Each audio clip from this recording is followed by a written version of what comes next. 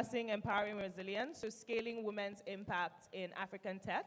And before that, I would like our panelists to introduce themselves. But firstly, my name is Cham Emladu. I'm the ecosystem lead for Lisk in Africa. Lisk is essentially a blockchain network, and what we do is that we empower founders in high-growth markets, so the infrastructure, the resources, the support, and the tooling that they need to build and scale. And I would like our panelists to introduce themselves. From Jane, please. Thank you. So my name is Jane Egerton Idehe. I'm very passionate about tech, women in tech, building the tech ecosystem. Thank you. We need the energy up. So I'm the MD for NIGECOMSAT, but I'm also the founder of Vontech. And Vontech is one of the co-sponsors for this event. Beautiful. Hi, everyone.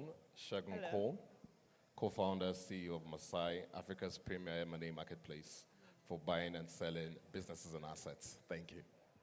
Thank you. Wane? Hello, everyone. Good evening. My name is Wane Wanwu. I'm with Rising Tide Africa. We are a women-oriented angel network. We're supporting African entrepreneurs through investment and mentorship. I'm also the founder of the Talent Pipeline Company. Thank you. Hi, everyone. Good evening. My name is Solomon. I am with Lagos Angel Network. Lagos Angel Network is one of Africa's premier angel community where we provide leadership, mentorship, funding, guidance, maybe protection for our several founders over the years since 2010 that we've begun the journey. So yeah. Thank you so much. As we can see, we have panelists with decades of experience in scaling across tech and also enabling other people to scale. And today, the discussion we're going to be having, and just to set some context here, because I know that for some people, it's not exactly as clear why this discussion is even important in the first place, especially in like 2025. But for this conversation, a lot of what we're going to be discussing here is, what are the systemic issues that are affecting, scaling for women in tech, right? How can we sort of dismantle those issues, and also how can we build out the pipeline that enables women to sort of go through the ranks, scale in tech, and also enable others to do so. So firstly, the conversation will start with the challenges and the systemic barriers within the industry for women. And I would like to start with Jane. So let me go from my left. So Jane and Shego. So basically, what are some of the challenges or significant systemic barriers that you've essentially come across for women within the tech industry? Thank you so much. That's such a good question. But there's a comment you made I wanted to refer to as well. You said something about you don't even know if this is in terms of the time. Yeah, so for some people, relevant. it is absolutely relevant. Yeah. No, what I'm saying is that for some people, they fail to acknowledge it because they think, right? But it's a very important conversation even till this day. I think it's a very important conversation because before I came for the panel, I don't know if anybody saw my post on LinkedIn. I did. I actually Googled. I'm like, I'm just curious. Let me see. Do we have any female founders in terms of unicorn startups that's a female founder? Well, I couldn't find any. So I got more curious, started digging down that rabbit hole. In Africa, we have one of the highest rates of female entrepreneurs. 24% is higher than the average globally. But in terms of funding, female founders, how many do you think? 2%. There's a reason why the delta is so high, and that's some of these barriers. Sometimes it's cultural, because I kept thinking about it. We live in an ecosystem or in a system where patriarchy still is, still a big thing. So in terms of women, some legal structures are still backward, almost post-colonial. You understand? You have cases where women will struggle to get loans in their names or to have access to resources in their names because they're expected to be somebody's almost property or somebody's wife before they can be valued to see that. And sometimes it's cultural biases and belief, and some of these things are unconscious. So I was thinking about a scenario where, because I'm thinking, why only 2%? And it's just normal because you see people pitching. if we did the pitching without the gender, sometimes you get a different response. So if you go to a bank, it was a male and a female. If there was no gender and he was blind, and they were both trying to access maybe a 1 billion naira loan, and they had to pitch for it, you might be shocked with no gender, the right person will get it. But once there's gender, people tend to have the bias. People want to wonder, is she married? Is she married? Is her husband aware of the, all these cultural biases start to play out and tend to affect women. But the bigger thing is something I normally shout every International Women's Day, is that if we really, really want to help women, then you give them access to market, support them to invest. For me, it's action. And these, for me, are some of the barriers that women face, because it's clear that we don't have a pipeline issue. If you're having 24% of entrepreneurs, and it's higher than the global average, so the pipeline is not the issue. It's the barriers that are preventing them from accessing the resources to scale. That's where the issues are. Absolutely. I really like that you touched on some of those cultural barriers. I think people absolutely forget sometimes, like things like, where is your husband in this, right? Like, we don't ask those sort of questions to men. So those are some of the things that I like that we're talking about today. Shego, I would also like to hear your perspective on that. Yeah, so speaking to the intro you made, unfortunately, this is still a very relevant topic in 2025. It's unfortunate, globally and even locally. And just like she said, biases and stereotypes, mentorship, networks, and all of that. But one point I would really want to buttress is the underrepresentation in investment committees and venture capital, right? And we need to start seeing more women in decision-making roles that can literally move the needle on behalf of female founders. Until then, we're just going to keep talking, right? So I'll just say it's like underrepresentation in investment committees, venture capital, and the less the women in those decision-making roles, then we'll just keep on seeing funding going to. So I've had, because I work like in the global fundraising space, so this is not just limited to Africa. I've had even female GPs asking for male decks. Wow. Yeah. And I'm like, you're a female GP, right? And you're asking for more male led stuff. I'm like, yeah, that's what our LPs want to see.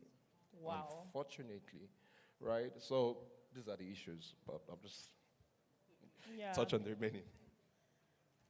Thank you for spotlighting that. I think that is insane. Yeah. That is insane, but thank you.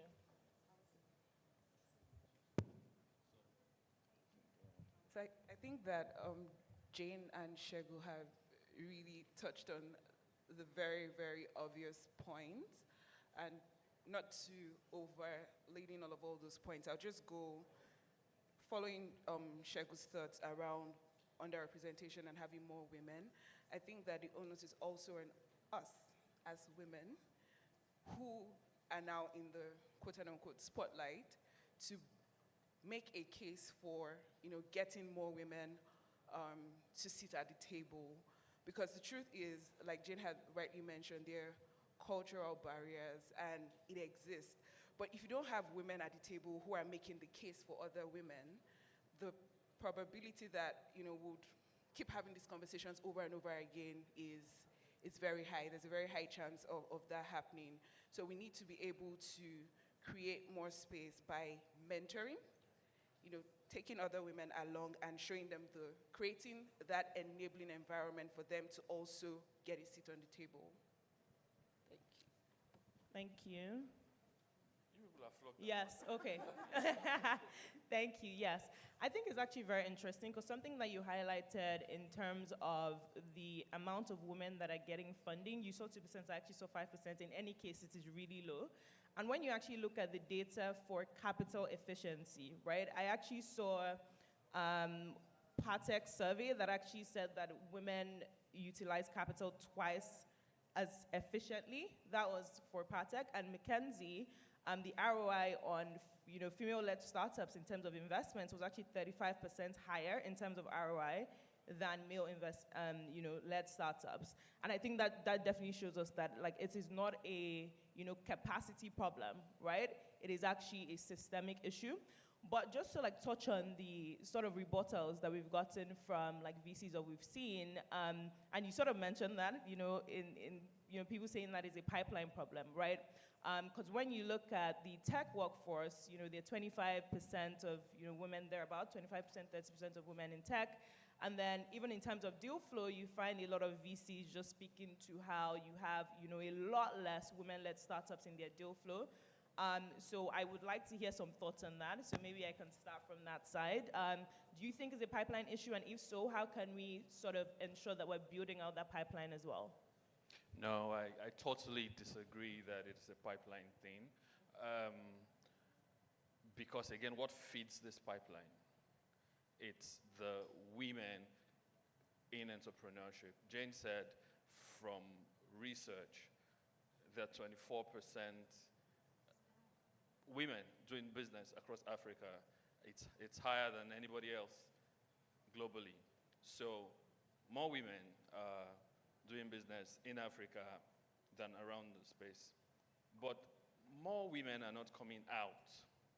More women are not encouraged, and I mean that in the word courage, to show up, to take their place. And we always think that funding capital is a question of meritocracy, so that you get it if you deserve it. No, it doesn't work like that. It works based on the narratives, it works based on the networks, and it works based on the negotiation that you put out. So those three ends, the narrative that a woman chooses to put out there. I once heard Yemi Kerry of RTA say that in the course of her career, growing up in her career, she said to herself that she didn't want to be a woman. She wanted to be deserving of the space. So that, I'm a woman, so it's got to be easier. I'm a woman, women need to know that I've got to do this because I earned my space. Regardless of what anybody thinks or feels, women need to stop, being women, weaker in that light, and just push more.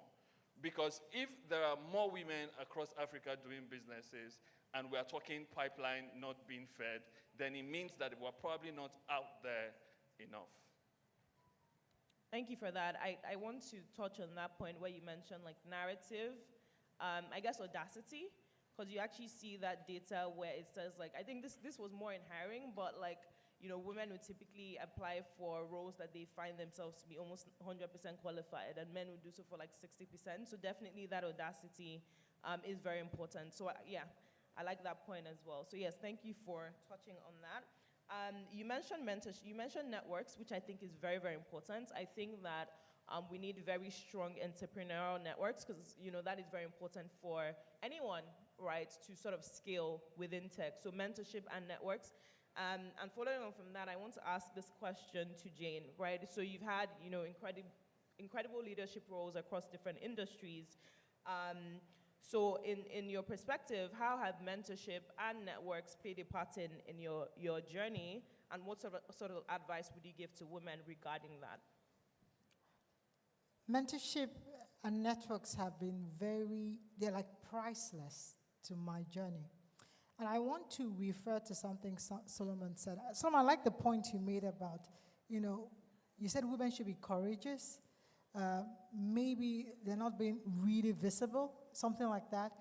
I also think, because I'm looking in the room, I'm happy we have lots of men. I think we need support from the men. I'll tell you a quick story. I have not left the mentorship. So when I was running one of my startups, it was time to launch MVP, but I needed to go and see my vendors in India before launch. But I had a 7-week-old baby.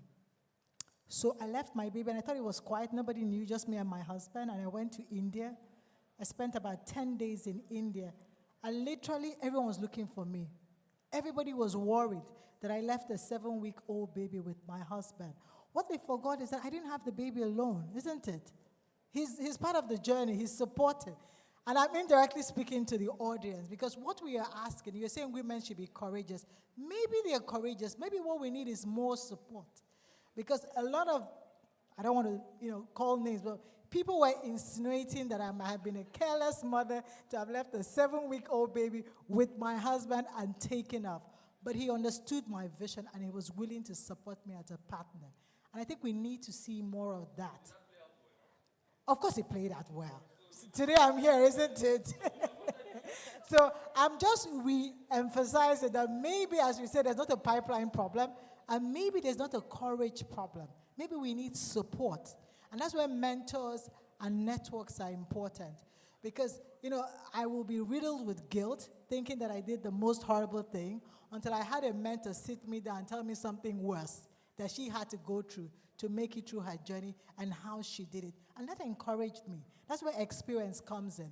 Because all the people around me might not give me that information. Everybody thought I must be the crazy one.